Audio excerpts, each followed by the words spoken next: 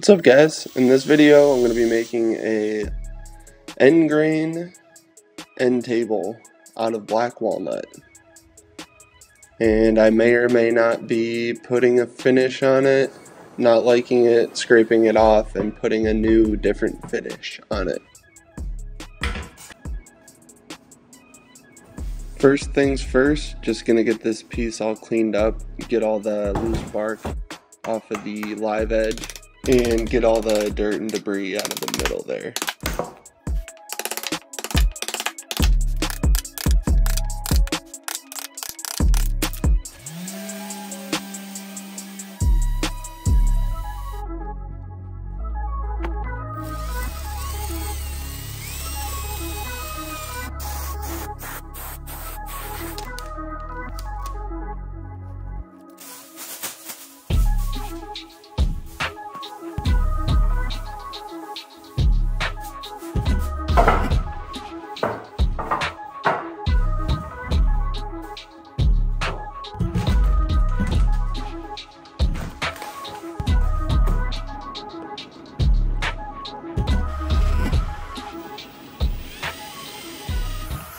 So here I'm just sealing up the end grain with epoxy.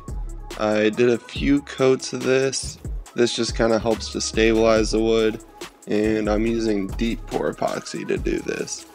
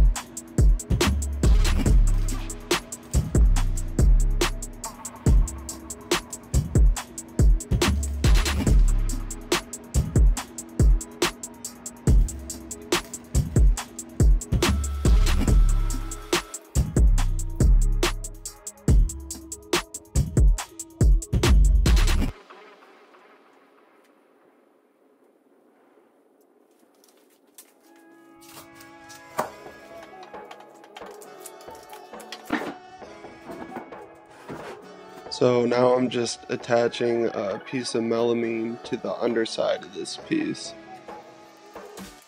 using caulk and then brad nails, and I clamp it too. Kind of overkill, but I didn't want to have any leaks. And one thing I did forget was mold release, so that becomes an issue later.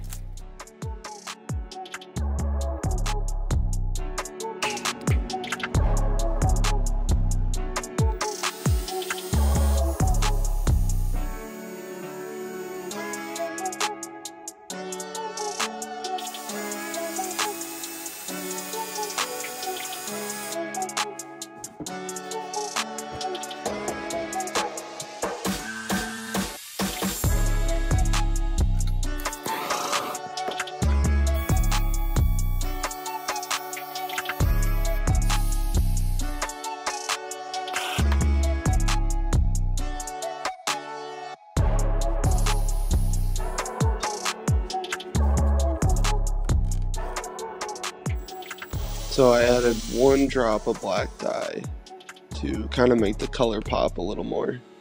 It ended up being like a whitish, reddish color. I thought it contrasted with the wood pretty well, but you guys let me know what you think of this color.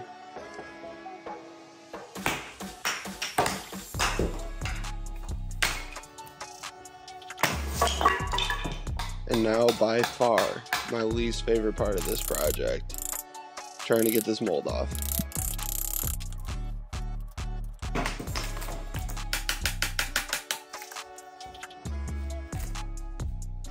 If you're thinking about making an epoxy project like this, just make sure you use mold release. I've forgotten mold release so many times and it turns into such a mess.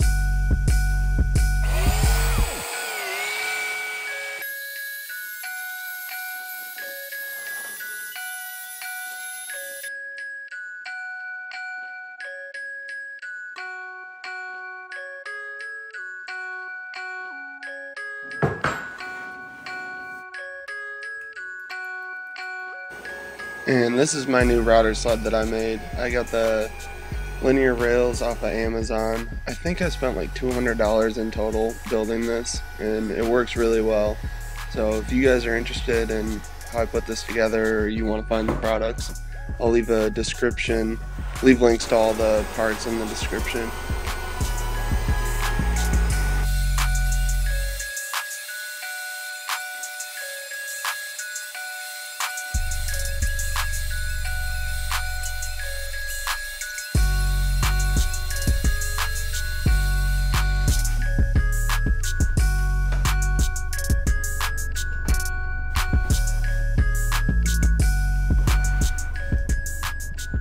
The router sled got this thing perfectly flat, but it left kind of a rough finish. So I'm just starting off with my card scraper here, and then I come in with the belt sander.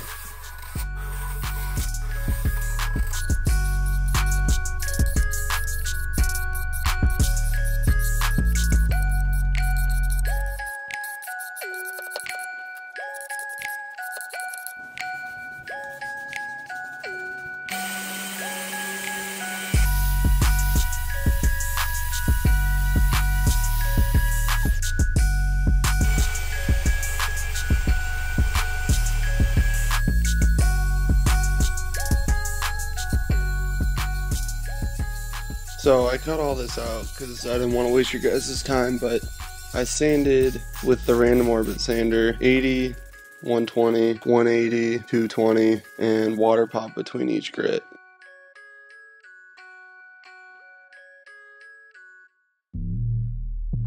Here I have deep pour epoxy. This is going to be the first layer of the finish. Once again, this deep pour is just better for getting deep in the grain of the wood. This is just kind of like a base layer for the finish. I'll be doing a tabletop epoxy coat after this.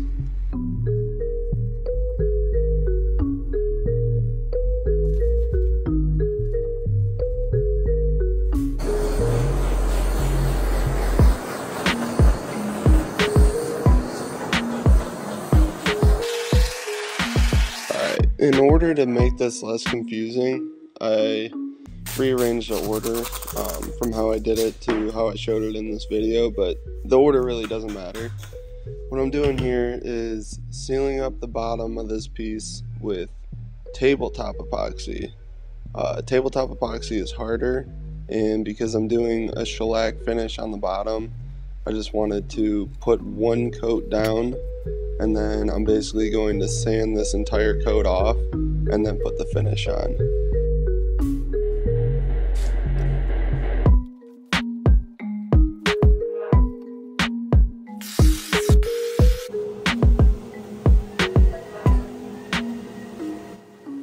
So here I'm putting that bottom side through my drum sander, and I'm basically just taking that tabletop finish off. Basically all that tabletop finish did was help seal up the grain, and that sapwood in the middle where it's whiter, that part of the wood was super soft. So now it's all hardened. So first I'm just putting a homemade shellac finish around the outside of the slab on the live edge, and then here I am putting it on the bottom. I'll leave a link to the shellac that I use. I just buy shellac flakes and mix them with denatured alcohol. It definitely takes a little bit of practice to get used to putting it on by hand, but if you take your time, you could get a really nice finish with this. So between each application, I'll do a really light sanding at 320 grit, and then I'll dilute the solution with denatured alcohol and then do another coat.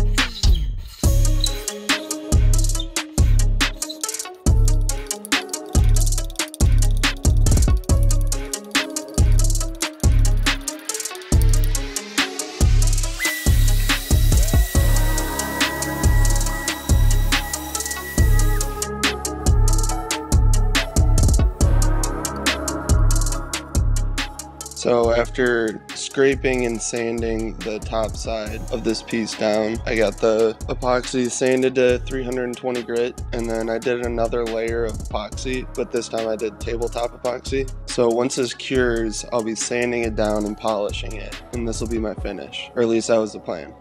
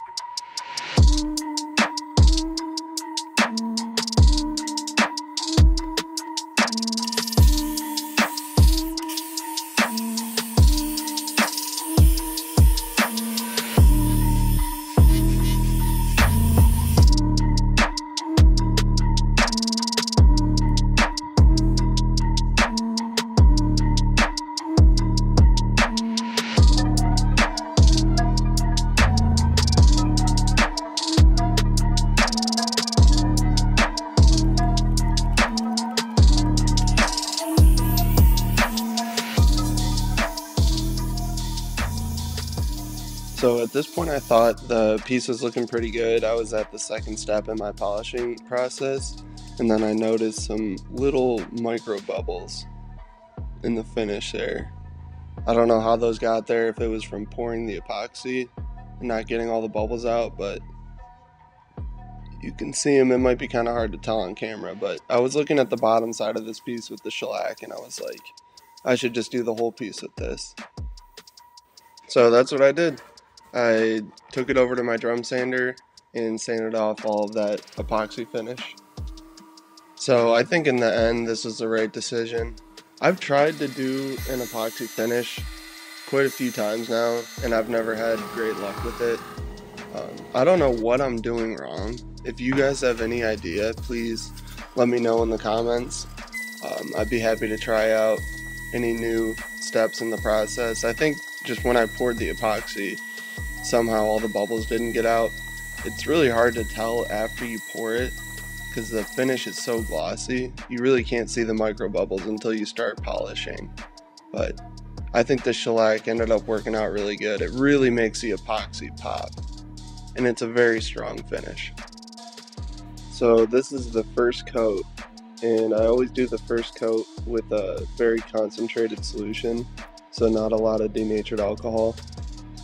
And I'll put it on with a foam brush, and then each layer I'll just start adding a little bit more denatured alcohol to the solution, which dilutes it a little bit and makes it go on easier. But you're basically just trying to build up one perfect layer. You're not putting coats on. And then here I'm putting on the Nano Coat by Blacktail Studio. It's a ceramic finish, and that just helps protect the shellac finish.